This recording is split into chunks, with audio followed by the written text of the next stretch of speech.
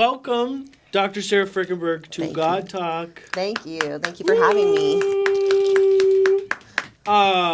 You have some fun facts? Oh, yes, fun facts.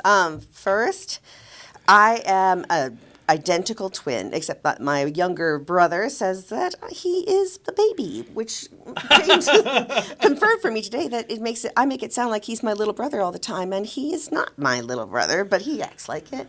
I am into anime and cosplay. We cosplay as a family, which is super fun. And I'm into redheads, mostly my two cats and, of course, my husband. So there you go. But all the redheads. And Good they're deal. always tabbies for some reason, yes. We are in the presence of someone with their PhD in process theology. Oh, well, in theology, ethics, and cultures, but Yes. process theology. I looked at process theology, feminist theology, queer theory and feminist theory, and liberative pedagogy and justice theory. So those are my emphasis. Good deal. Yeah. Good deal. Robust. Yes, it was great. It's nice to have that breadth, right? But Yeah. Yes, yeah. I went to Claremont Graduate University, and what's nice about the schools is there's 7 of them, so you can kind of take classes all over, which is great. So, And that's here in Southern California. yes. Today's a conversation about your story, who you are, which includes your scholarship, but other lived experiences. And in talking ahead of time today, it looks like we're going to get into philosophies of education. We're going to get into untangling maybe some family experiences and what we do with our past, and then getting into your studies, embedded theologies, and then looking at maybe some of the greatest hits from your studies. Theological luminaries who really meant a lot to you. Awesome. That sounds good. Sounds good? Yes, yeah. Maybe a little opening word of reflection as we gather and center ourselves. We are grateful this day to live in Southern California with beautiful weather and many opportunities. We are grateful this day for fellowship that brings people together across experiences and culture. We are grateful today to do things that we love and have conversations about things that interest us. Awesome. Here we are. Sara, you come from Massachusetts originally, and then the rest of your formative years here in California. Yes. You are currently a teacher. You're someone who believes in school. You spend a lot of time in and around schools. Yes. Talk to us about that. Definitely. I would say probably one of the most pervasive values in my home growing up was education. It was ubiquitous. It was everyone should have an education. Education is a right. You should pursue it for the sake of education, not necessarily for any specific goal. We were not pressured to, you have to get this job, or you have to, it was follow your passion and study it. You can do what you want in that sense. That said, I do feel being a teacher is a vocation for me. I wanted to teach since I was young. At first, I thought I wanted to teach math because I had a really nice math teacher. Didn't know that. Yeah. And then I went to study math in my undergrad, and I wanted to rip all my hair out. And I was like, this is maybe not for me. I fell in love with a math major who I married, so maybe that was more of a relationship. Your husband's a teacher. No, he's not, but he studied math. Okay. Which is funny, but it's no, I love teaching. My mother was a teacher. She taught for 30 years. And That's right. my dad did some teaching. My older sister's a nurse, but she teaches nurses. It just was a part of what we learned growing up. And I think it changed me a lot. So it was kind of imperative, partially because of the family background, that I had people in my life who showed up in that space, and I realized that there were alternatives and options. For me, it was about finding power and finding avenues to be my own self as opposed to what it is that maybe I was being told I should be. And yes. A good teacher can help students become their most authentic self, their most actualized self. You had teachers who helped you go on that path? I definitely did. I probably when I was older in terms of picking a path. Yeah. But early on, I think the few moments when I was quite shy. Okay. I was very shy, actually, and I did not do well in school when I was young. The but shyest of your siblings? Yes, by far the shyest of my Okay. siblings. Okay. And I struggled. I struggled for a long time in school and finally found sort of a groove, but it was certain teachers who maybe saw me, right? It's like, oh, you got, not because I was necessarily doing anything exceptional either, but noticed something, would make some point. I also had coaches in my life who stood out. When I got into college, though, I started. Yes, you were a please, swimmer. sorry. Yes, You were a yes, swimmer, yeah. I was a swimmer. I swam for 8 years competitively. Wow. And which I loved. And I mean, I loved, and then it was hard, and you love it, right? Sports is sports, but those moments, having those kind of mentors or people who stood out, really helped in terms of figuring out who I was later on. So. Yeah. I think teachers should bring that to people, or they do bring that to people, and again, options.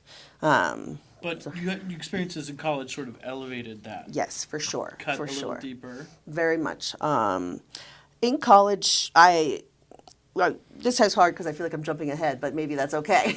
We jump here, yeah. You know, one of the things that growing up was not, I lived in a very abusive home, which was unfortunate. So it was a lot of trying to be better than you were because you were never enough. And in school, I kind of found avenues for that. In swimming, you found avenues for that. But Trying that to wasn't- be yes, the best. Yeah, to be, I guess, as good as you could be so that you would get the accolade or the attention or the love that you might not get otherwise, right? But in college, I was able to start kind of taking that apart. I got through it. I had coaches who helped me through it. And then when I got out of the family context, I started to realize, oh, not every home is like this. You don't actually have to be this way. And that was strange. People would, I thought it was normal to be afraid of men. Maybe that's a lot. I thought, oh, yeah, of course people are afraid of men. Oh, wait, actually people aren't that afraid. And then also on top of that, we were in a very religiously, I don't want to, conservative. It was not totally fundamentalist, but it was very, very conservative. So there was lots of limits on what we could do. So Rigid? yes, rigid in terms of no sexuality. There definitely wasn't even the option of something that was non-heterosexual. Sure. This idea of expressing oneself in any of those ways was off the table. So I feel like there's a whole bunch of things that went together. But when in college, I started to figure out and do some reading of my own. Wow, this maybe wasn't normal, or maybe wasn't ideal, and maybe actually some of this was really messed up. And then my twin came out at the same time as well. And for me, that was a real crisis of faith in some ways, because I looked at it and said, my religion says this is wrong. My religion says absolutely not. My parents almost threw him out, almost cut him off completely when he came out. And it was my job to talk them down, basically. And no, you can't take him out. He's not going to, that's not going to work out. But what was nice in school is I was able to take it to an educational place. Like, I actually had forums. I had a teacher. She was a religious studies teacher, actually. I was really lucky to be in her class, and we got to do our own research. And it was, okay, I don't agree with you, God, on this, so I'm going to figure it out. And the one thing I knew was, first thing I did when I did my research was, hey, people kill themselves because their families reject them. And I said, well, that's not going to happen to my brother. I mean, we're very, very close. And so I dove into it. And I remember it was like a verse, and I told James about this, but I can't remember the exact verse, so please forgive me. It's been a long time since I've done Bible. But it was like, if on these things we don't agree, it will be made clear to you. Or God, will make it clear to you. And I'm like, well, you're going to... from Job. Yes, I think so. And it was, you're going to have to make this clear to me. Because what I saw was someone reclaiming all sorts of health. And I had religious community at the time. I was in Campus Crusade for Christ, which was a very evangelical, very fundamentalist group. Right. And I didn't really understand the difference between denominations at that point. I just knew all of a sudden my experience was even more restricted. And they would apologize to me. Oh, your brother came out. We're just so sorry for you. That's awful. And I'm like, well... My goodness. Yes, I mean, it was a little overwhelming. And then I would say, I don't know, though, because he was drinking till he blacked out, and now he's not doing that anymore. And he was, doing all this crazy partying. Now he's not doing that anymore. Now he seems more healthy. And they'd be like, well, but he's not healthy with God. And to me, that said, that doesn't actually make any sense. Any sense. Yeah, it's like you can't be healthy internally and not be healthy with the divine. And so that, and then the forum to explore that with this one professor, which I took every class she had practically, Yeah. it really helped me to grow and say, I would love to do that for someone else, give them an opportunity. So, What does that bubble up in you when you hear that? Well, I just think about self-actualization and the importance of it, and how you can't really be in the best relationship with the divine if you don't have the space to self-actualize. And so as you gain that space, as you gain that community, as you gain that confidence, I think you gain a little bit more of a divine actualization, if you will. Your relationship with God improves. I want to ask you about embedded theologies. okay.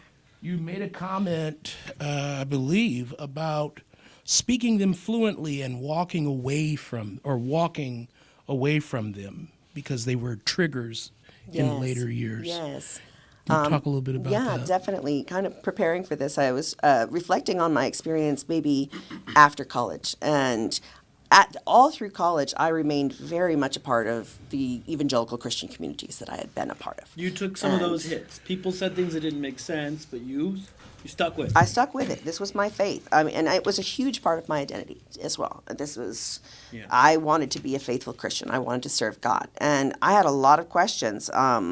So I actually applied to then go to graduate school as well. And I wanted to learn more. I'm like, oh, I've got a little taste of this. I want to hear more. So I actually was an English major, but I went to get my master's and PhD in religion. But as I did so and I moved home, it was a very difficult time. And then it was, I'm sorry, I got lost, but my memory's going all over the place, right? Yeah. But in terms of embedded theology, I tried to stay within the Christian community that my parents' church. Okay. And they had what was a young women's group, I think like 20s and 30s women. Northern Baptists, correct? No, this was congregational at the time. Yes, Congregational, because we were out here. That was the church we had moved to here. It was a church in Pasadena. Okay. And this group, it was my home. It was my Bible study. I stayed there for years. But I was also in the process of deconstructing my own theology at the time. I had gone to see a therapist who was actually a pastor, a really great guy. That was partially in recognition of everything that had been going on. And here I'm going to graduate school, which already challenges your theology in major ways. I think the very first semester, I took a meeting, theology and fiction. But the theme was theodicy, which was like, it would be like, how could you do this to us in class? We're reading book after book, these fantasy, these fiction books all about theodicy. And it was sort of miserable, but it was interesting. But the more questions I had, the more that it came up, the more rejected I was within the Bible study that I had been a part of.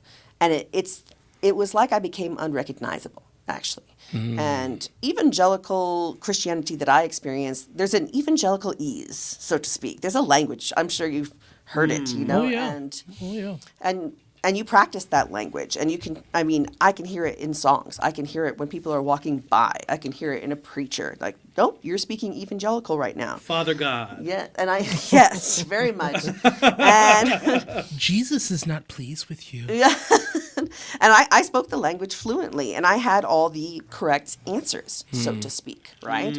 And you were supposed to have answers. That was part of what we were taught in Campus Crusade was what's the, when you argue, what is that word? Apologetics. Thank you. Yes, we were taught very, very basic apologetics. But the more questions I asked, the more people would say, I would have people come up and say, "Oh, did you just find Jesus, sweetheart? Are you a baby Christian?" Oh, And bless your heart. yes, it was as though I didn't understand, as opposed to understanding, bringing questions. Yeah. And at the same time, the girls in the group would also share their secrets with me. And that was because she was on the fringe anyway. Yes. We might as well tell her who we hooked up with last weekend. Right. And here's the funny thing. Evangelicals, Pentecostals, all of those types of fundamentalist religions, they don't mind sharing things in-house. Sure, At dirty those- secrets at the study. But they would never share it with anybody outside because there's this standard of purity and Exactly. And here it was all single women, actually, but in their 20s, in their 30s. So, yes, I masturbate. I'm horrified by that. Like my secret sin is that I masturbate. And we joke about it now, but at the time, the woman was crying, this was Gripping. emotional for her. Yeah. And I also had women who were older than me coming and telling me their secrets. I had a woman who went through a serious health challenge who she became my prayer partner because we would switch out prayer Yeah. partners, confided in me after this challenge that she hadn't felt anything in 30 years. Ooh. And she hadn't felt anything. Yeah. You mean in the spirit or in the body? Emotionally, like she. Oh, emotionally. Oh, yeah. I'm sorry, James. I thought she was talking about sex. No, because she wasn't having any of that. And it's so. But we weren't supposed to be having that. I might have been having some of that, but she was not having some. But no, she hadn't felt anything, and I know. Now we're lost. She lost her train of thought. But you were safe to share with. Yeah. Because you were kind of the naughty one on the edge. Asking They thought questions. you didn't know anything because why aren't you regurgitating the answers? It's like showing up to Christmas Mass and saying the old responses, and also with you. Yes. You don't do that anymore. You say, and with your spirit. Yes. And here you are. You're switching up the language, which so I don't people agree come with. to you. Yes, and it was very strange to find myself on the outside, I guess, and particularly after learning and working so hard to be on the inside for so long. And that's a major motivation for a lot of people that's unspoken. They won't say so much that it's about the faith, as much as it is about trying to become a part of a particular community or find identity in this group. Social location. Yes. I felt like I failed that a lot, actually, in Christian communities. Even when I was in Campus Crusade, I went on a mission project to Rome, by the way. We didn't talk about that. You went to convert. We had to convert the Catholics, people. Oh, wow! Yes, that's a whole other area. I'm not sure we've ever talked about that. That's fine. But wow, and that's a whole other story. I didn't know that. Now I've really lost my train of thought. Wow. But it was, I remember at the time, there was only 2 people in our group who were not given leadership positions. I might have been one of them, and it might have been because I kissed a boy and I told my leader about it and, things like this. She kissed a boy and she liked it.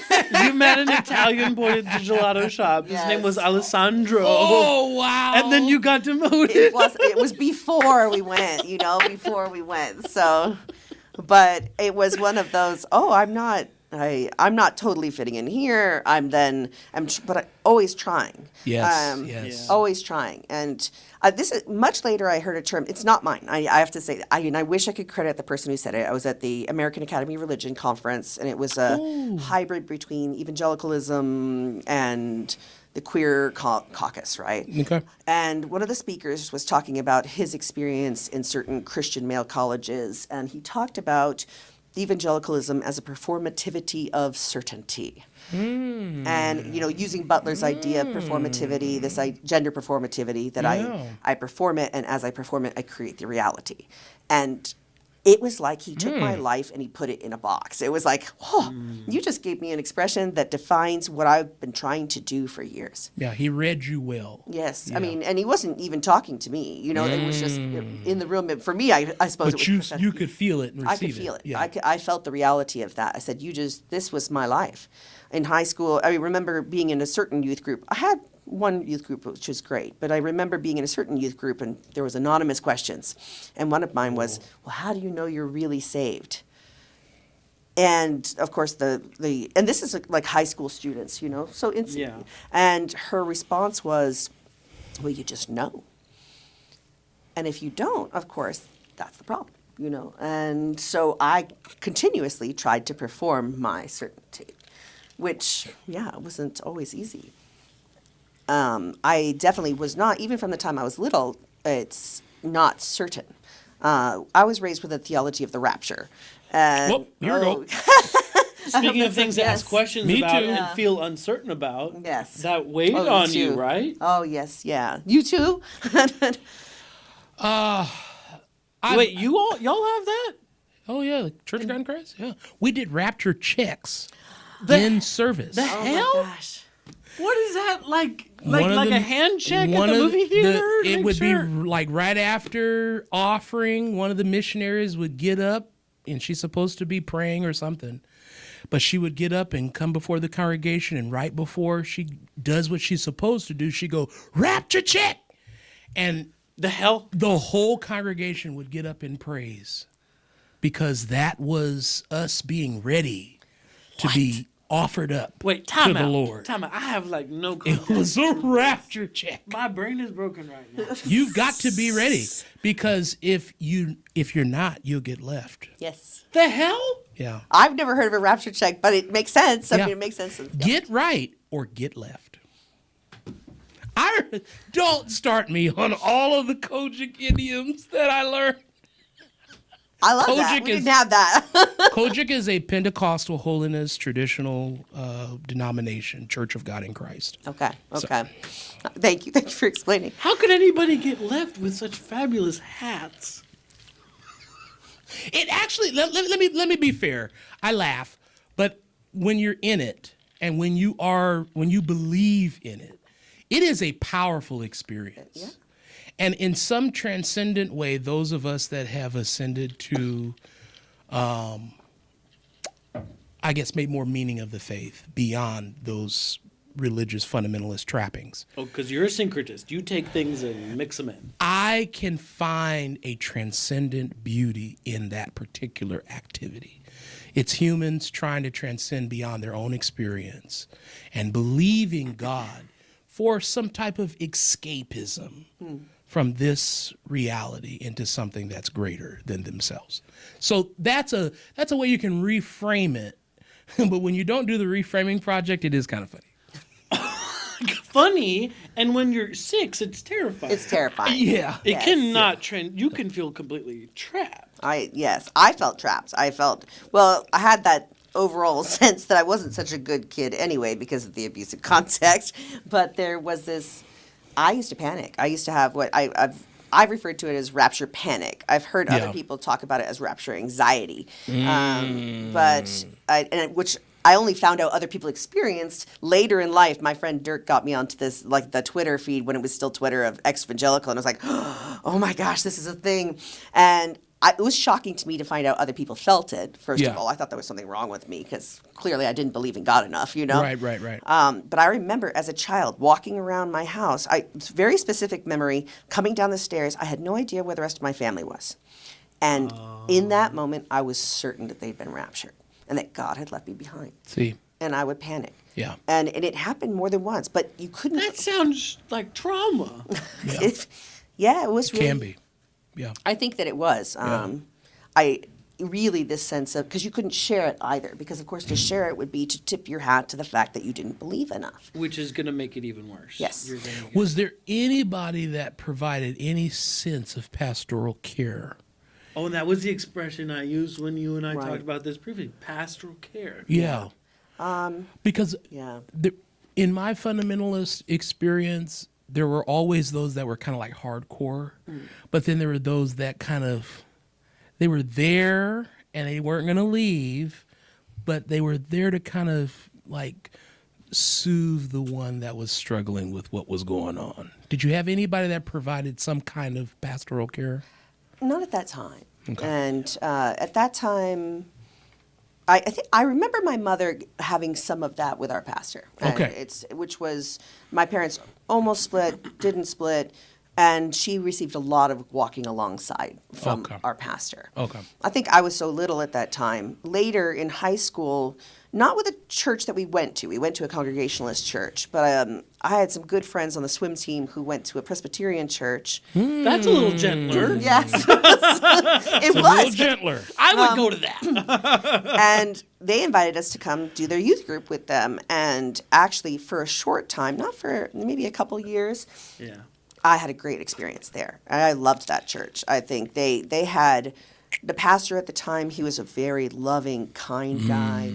I don't know that I ever got to know him very well personally, but they had so they had Bible study groups, but they had parents, volunteers who ran the Bible study groups, and they were some of the most approachable people I'd ever met. I mean, you could talk about anything in those groups. People would say, "Oh, I had sex and I don't know how to stop," or I did this, or we had this one guy in the group.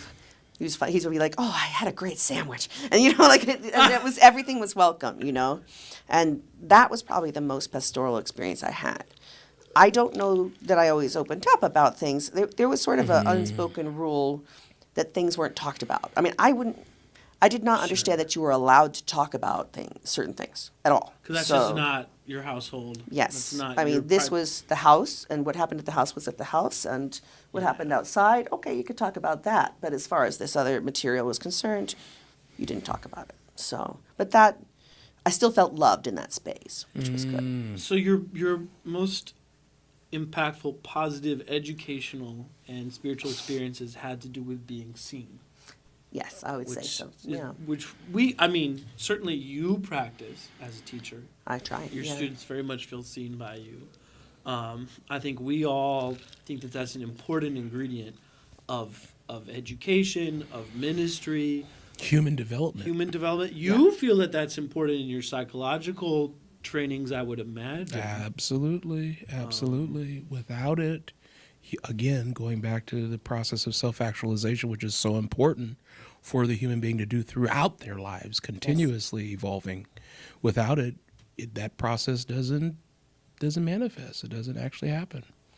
And I think that's being seen was such a marked difference from the faith experience because you were supposed to give yourself away was the dominant message I got, particularly when we got to Campus Crusade. It was sort of like, God, I can't tell you the number of times we were praying, God, break us to make us more like you. You were supposed to erase your identity for God, which I know that there's some mystical traditions where that's, that's a real thing. I'm like, is that great for your average high school, college student? I'm not so sure, but... And I feel like the girls get pushed to pray that prayer more than the boys, from my memory. I don't like the idea of breaking anybody, but taking a person deeper into actually who they are, that should be the break the point. Open the word. Break open me unto myself. Exactly. If we're going to break me... we're going to use a sledgehammer, we're not doing that. We might take a knife and just go down the seam a little bit. Crack you open a little. Bust a couple buttons. A butter knife. But a sledgehammer, no. That's not the business. Well, you were not supposed to open unto yourself because, of course, everything part of you was... Sinful. Yes. Original sin. Oh, yes. I mean, you're tainted. In the tradition, my desires, my hopes, my dreams were tainted. These were wrong. My pride was wrong. So I remember even in my swimming career, doing well one time in an event, and a coach I had who was also evangelical was like, thanks God so much that you did well. And I'm like, but I did well. Right, because he would just thank you. And I felt, of course, convicted that I would have that pride, to think. But I remember that being a moment of, when do I get to exist? Because anything good I did was, of course, unto God.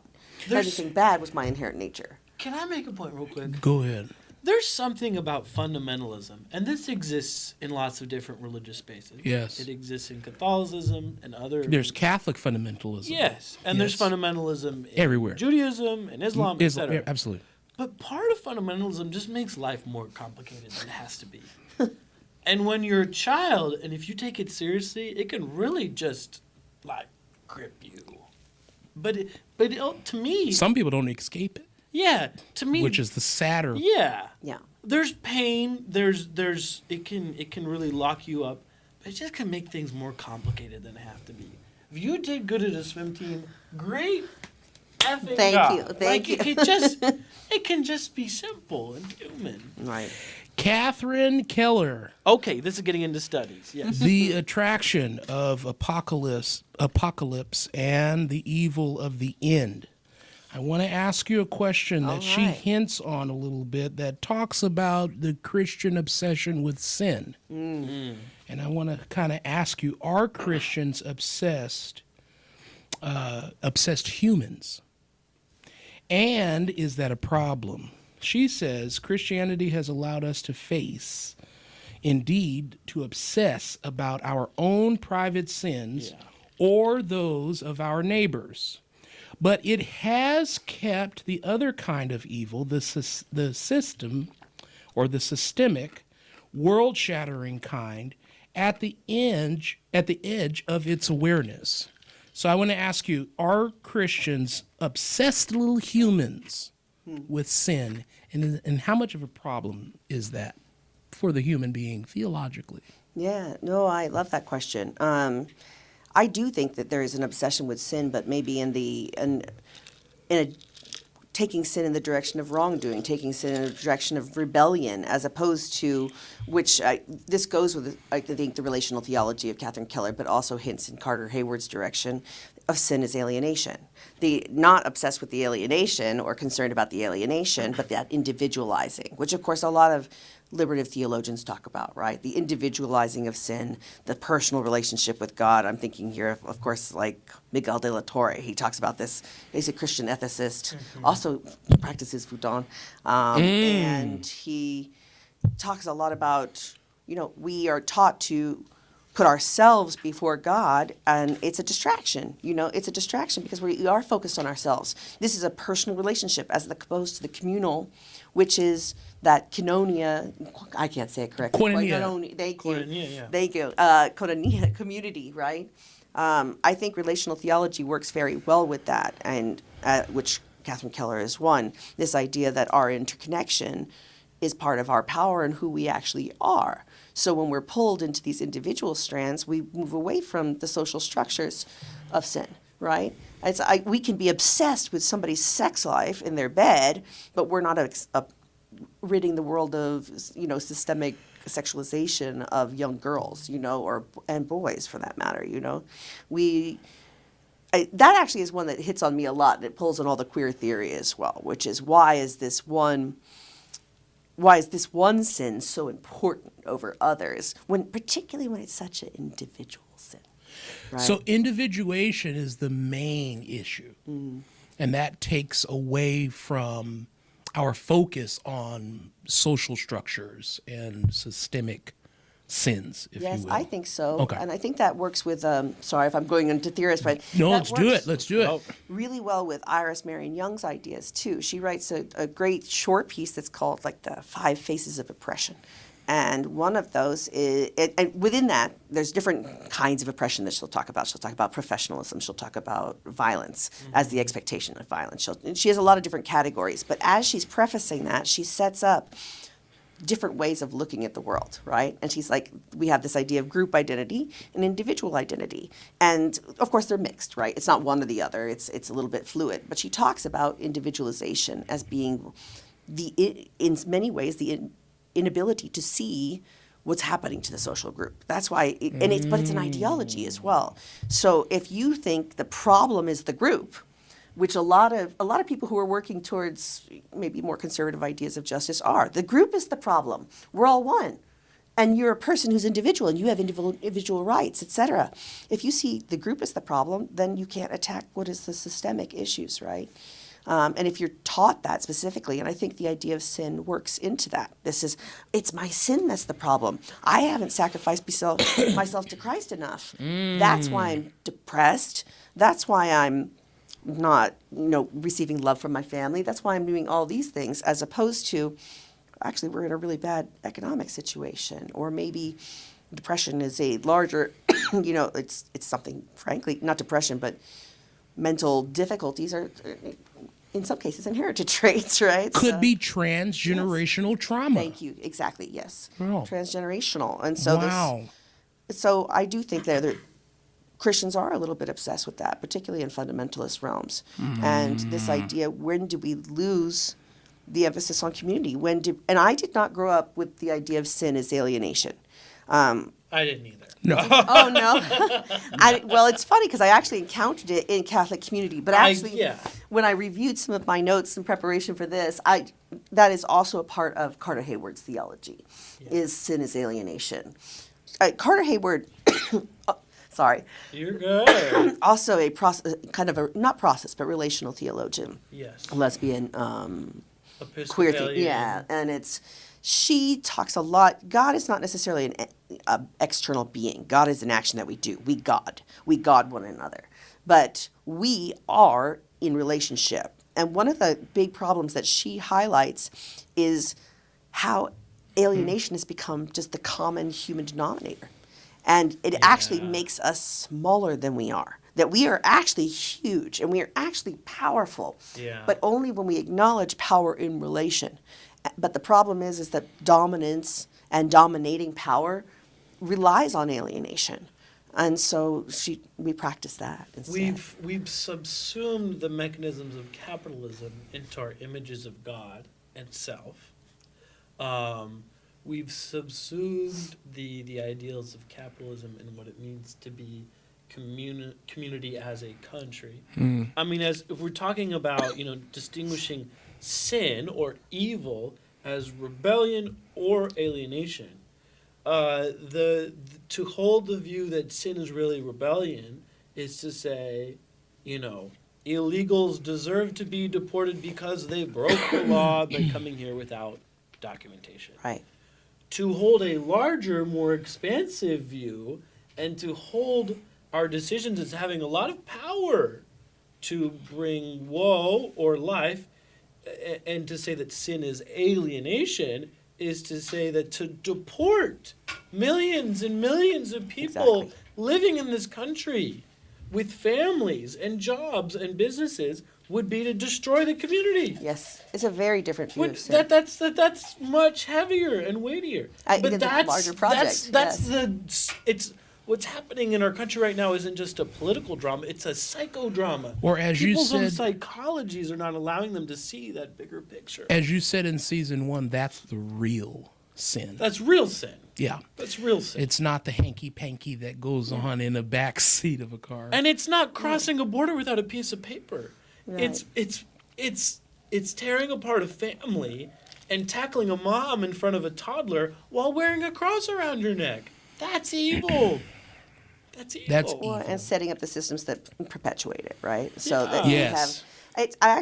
I hate the idea of original sin. Go figure. Growing up the way I did, but I do think the idea of we were born into a kind of alienation that we need each other to overcome, and that we might need the divine to help us overcome, is a powerful idea. Which maps well into what you're saying from Carter Hayward.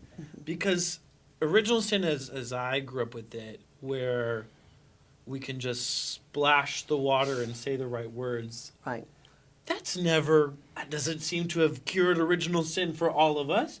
I believe in some kind of grace of baptism. But if finding the God that can recover alienation comes from each other, Right. if we can God to each other to heal alienation, now that starts to make more sense about how to overcome It does to original me. I mean, I find it much, like you said, it's the larger project too. I mean, it sounds like the more weighty project is to take on one another, and so as opposed to oneself and the fantasies of eternity, like kind of. So sorry if I'm like, but Yeah. I like Catherine Keller when she says that original sin, a doctrine capable of articulating the systemic character of evil. The systemic character of evil. It could if we don't over-personalize it. right. Yes. Yes. Yeah. If we were to look at it as systemic. Yeah. I mean, there might be mark missing propensities to consider because, there is the differentiation in the New Testament of hamartia, hamartano. Well, virtue ethics makes sense. Okay. But harping on individual sin Like internalizing it and and obsessing praying a prayer about it. of Jesus, break me, break This me, is- break me. This is theorizing That's it, not but that's a healthy. different work than, yeah. Yeah. Okay. It's not healthy. Well, and as you were saying, I was thinking, I mean, it's even that idea of maintaining or resisting alienation, of course, is a part of Catherine Keller's ideology in terms of we can't just apocalypse the apocalypse, right? Like we have to be, in relationship to it. We have to counter apocalypse because this is a drive we have. We want to create by destroying. This is a paradigm, a cultural paradigm that we hold. And so, yeah, we could try to apocalypse that, but isn't that the same thing, right? So this idea of maintaining relationship. I loved her work I really love liminal space. I love the idea of interstitial spaces and the in-between. And if there's one thing relational theology captures, and process theology, is the in-between. It's like these in-between spaces matter. Hybrid spaces matter. I'm into hybrids. I'm into, I've also loved gaming and cyborg theory and, all this stuff. But hybrids in the sense of like religious hybridity? All kinds of hybridity. Like I said, I'm into cyborg theory. Donna Haraway is another one of my romances and theories. So I'm working on a book project about syncretism. Yes. So I'm going to be reaching out to you. Awesome. Okay. That's great. That's awesome. I love that. Can I ask a hybridity question then? Oh, yeah. Sure. So you grew up with sort of rigid and a dry fundamentalism that backed you into a religious corner. Not to say that you weren't a faithful or faith-filled person, but Right. it kind of put you in a jam. And then you're exposed to these very expansive theories of self, the community, and who God is. From all these wonderful theologians who are sort of, bringing in new light and energy. How did you cross that bridge? Did those worlds ever touch, or was it really sort of just getting over that rushing river and opening a new door? No, it was actually really hard. I mean, it was sort of coming to terms with the fact that I didn't necessarily belong and then believe in what I was raised with was extremely difficult. Yeah. And I actually my dissertation is in some ways a reflection of it because I talk about what is the violent space between kind of giving up an abusive relationship with God in some ways. And I use the metaphor of the event horizon in the black hole that comes from Sheila Radford Hill and this idea of can you go into this new dimension, otherwise. Yeah. But I know I talked to you a little bit about it. A lot of that drama played out in my youth group, which was not my youth group, my women's Bible study. Yes. And because you're changing, but you're showing up to this group and not everybody else is changing like you. Yes. And I also was going through a lot of crisis at the time. My moving home from college was extremely difficult, and I was trying to get into graduate school, trying to get out of the house, but my house was a very volatile place at that time. My brother unfortunately, my older brother has been addicted to meth for probably 25 years now, and he was going through a lot, but he was living at the home. He was being thrown out of the home. I think walking into my house the first day I moved home from college was the scene of violence, and I was like, okay, this is great. Let's leave now. So I was looking for other places to stay, so I wouldn't have to stay at home. I was starting graduate school. I was starting work, So much. and then I got this Bible study. And I'm like, I'm going to try to be at this Bible study. I'm going to find comfort and love or peace or whatever you're supposed to find, right? Yeah. And I remember one time I was staying at my family's house. My brother had just been kicked out. They went away because they just threw him out, but they left me to handle him. And when he came into the house, threatening this, and the police got called and everything else. And I went and told my Bible study about it because I just remember screaming on the phone to my brother about my other brother, my twin brother. Yeah. And the reaction I received from women in the group was, this sounds like demon possession. And Over spiritualize everything. for me, it was an outpouring of emotion. I think I never got mad, and I think there was a lot of pressure at that time. I was supposed to, as a 20-year-old, keep my older brother from coming back to the house that my parents had abandoned so they wouldn't have to deal with him. And he was, frankly, he was an extremely violent person. So it's like, okay, this is the first time we ever had to call the police to come to the house and things like this. And I'm being told that I'm possessed by a demon, and this is what's wrong with me. Wait.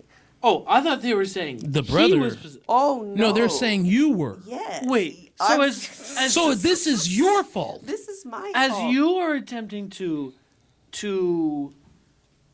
grow in life and be a family member and find your way in the world, and your brother's the one dealing with addiction, and your parents have abdicated your responsibility, You were possessed? Because I talked about how I had called, my other brother had sick called psychology. and told me I had to call the police, and I screamed at him to leave me alone because I was under so much pressure. Your emotion equals demonic possession. Yes. They don't even have a criteria for demonic possession. Right. Well, That's a whole nother thing. It's a Catholic thing, but but it is a. It they just was- throw. My point is that they throw that anywhere and everywhere Right. without any consideration. And it was, of course, clearly a sign I couldn't talk about that in that space, not in Yeah. any real way. Shut and yeah, shut down, complete shutdown. And I just kind of kept being shut down there. It kind of towards the end of my time in that group, and I held on because I said, I want to love God. I want to be a Christian. This is my last hold on because I don't know where I'm going if I let go of this place. And I ended up with a Bible study partner who I tried to be very open with and authentic and this and that. And she ended up telling the group she wanted to leave because the group was not righteous enough or following the path of God. And so I called her and said, you don't have to leave, I'll leave. And she ended up staying with it. It was extremely painful because for me it was basically saying goodbye to Christianity. Like, okay, years later I could say this wasn't the place for me, but at that time it was, I guess I just don't belong here. I mean, if people want to leave because I'm here, this is not the home for me. And I think I kind of used feminism as a cloak after that. You know, that was going to be my new hero. Okay. Well, Yeah. that wasn't really worked out. You know, Yeah. that's still an ideology that you have. And I still identify as a feminist, but it was not the save-all. People can you let know? you down. Yeah. Feminist scholars can let you down. Yes. Colleagues and peers can let you down in academic studies. But that transition out of the church, though, was a part of meeting this theology. I will say that I had a really good counselor at the time. And he was actually a pastor at that church, but he was much more liberal. Okay. And he helped me quite a bit in order to at least get my feet under me. Because I Yeah. did not have my feet under me at the time. I mean, it was like I was riding the wave, as you say, just crashing around. But he helped me do a lot of the initial grief work that maybe I went back later to finish, you know. So, yeah. Well, we're going to have to wrap up a little bit, but I want to ask a question, if you don't mind. How does your current work bring hope? I love that. Speak locally and, also a little bit beyond, but personally, your current work. Definitely. I just started teaching high school like 2.5 years ago, actually. I was teaching at the university High level school before that. teacher? Yes, yeah. I was teaching at the university level before that. I, I work with these James. notes have been okay. And she's, wow, the kids are so blessed. Oh, thank you. There's kids are Well, so blessed. Go ahead. I knew I needed to change careers. And this is actually something that came up when I was in education school too. I knew I wanted to love on a different group. I was pretty nervous about it. I'm like, I've never taught high schoolers. What's this going to look like? I've been working with adults. Yeah. But one of the things that came up in my ed careers, we looked at what was the ACEs study. I don't know if you're familiar with it. It was a huge study out of Kaiser Permanente and the CDC in Southern California. It was like 17,000 people. Yeah. And it means adverse childhood experiences. I'm sure you've heard of this. It Yeah. was originally an obesity study that they found so much data that actually connected these other things. It became something new. And it was taking a list of 10 adverse childhood experiences, and basically you take a quiz. The higher your number, the higher your chances of early death, high blood pressure, obesity, diabetes, cancers, stroke. I mean, it just went on. And Yeah. they were linking trauma to experience.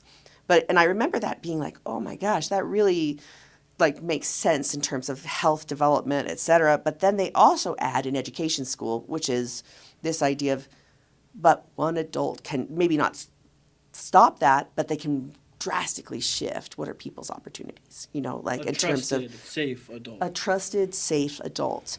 And I remember I've always wanted to love students. That is definitely a part of my pedagogy. I think that you should love your students. And it doesn't have to, be family love, but it's a kind of love. Yeah. And See them. yes, you see them. And I try to do that in my classes. God them. Yeah. God them. Yeah. I mean, I try to love them, and actually, I found so much joy doing it. I am more my whole self in that space than I think I was as a college professor, because I can bring all my silly, and I can bring all my fun, and I can bring There all you go. my Anime. care, all my anime, and my, oh, you drew a drawing, and I mean, I get to meet them where they are Yeah. in such a profound way, and they just shine with it. It's like when you love on a student, they just blossom. It's a a phenomenal thing to see, and I think it makes real difference. For them. I love being identified, and I have been with certain students as a safe place for them to be. Whether they ever told me or not. I've had a teacher reach out, or I've had a parent reach out, or an administrator even. And say, I needed that safe space. I had some of those safe spaces, but not. I probably needed a little more. So if I can give more of that to a child now, it's their outcomes will be better. Period. They will have had someone see them, and that is a interruption. That is a place for growth and change. And if I can help them find their own power, or something I love to tell my students is, you were also a knowledge maker. I think I was fed so much knowledge, like Paulo Freire's banking system of education, or it's like, no, you make knowledge too. You are also a form of teacher. And if you can, I find that very hopeful. One of the things I love to do with my students is we do really open-ended projects. So about silly stuff. I'm like, because I like silly stuff, and I'm like, oh, we do a research project on mythology. And guess what? You can look at any kind of mythological modern character. So I'm getting like the Invincibles and Batman and this and that, and they're comparing it to, but they get to actually find meaningful work in something they actually like. She's right? doing the things I got fired for. Oh, no.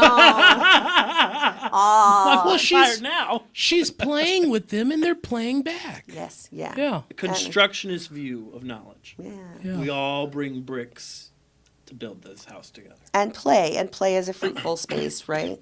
Play as You just hit old. Don't start. All right. We don't have enough time to go right. into that theology, but And- yes, I love that. Yeah, and frankly, they're kids. They should get to play. Thank But you. And I also And not be over policed. yes. But I also feel like they need respect too. Like if there was one thing I saw a lot at the university level, was a lot of their brains aren't settled yet. They're so young. I'm like, no, they're adults. And if you treat them that way, like their ideas mean something. I mean, and they do mean Emerging something. young adults. Yes, and it's the same with the high school student. I can reach out and say to someone, I liked what you had to say. Can you tell me more about that? It's actually, education school was a phenomenal thing. I had a great teacher educator who would, you do your supervision. And one of the things she was amazing at, which I've never had, she was critically positive. You know what I mean? Like, I'm going to notice everything you did well. And that for me was amazing. I mean, and one of the things she said is, Sarah, do you know when they tell you something and you're writing it on the board and you want to change it, you ask their permission? And I was like, no, I didn't even realize I was asking their permission. And she's like, that's respect. You give them respect, you're going to get that respect. But it shows, I see you. You're a whole person. This is real life, as opposed to what I was told growing up, that get ready for the real world, right?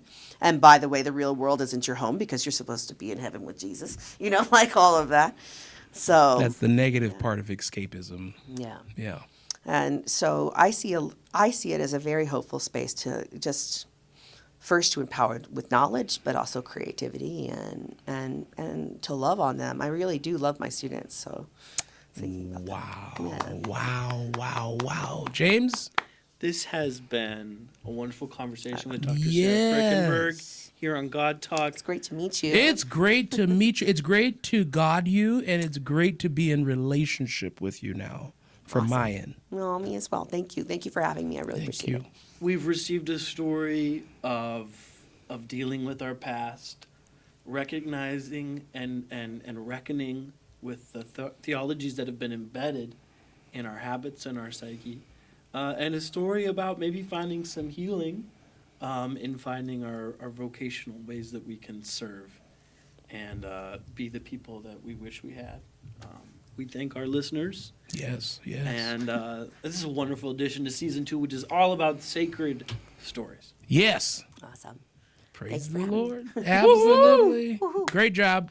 Thank you, friend. And thank you all for listening to God Talk. Bye. Bye. We did it. We yapped a lot, huh? You got it.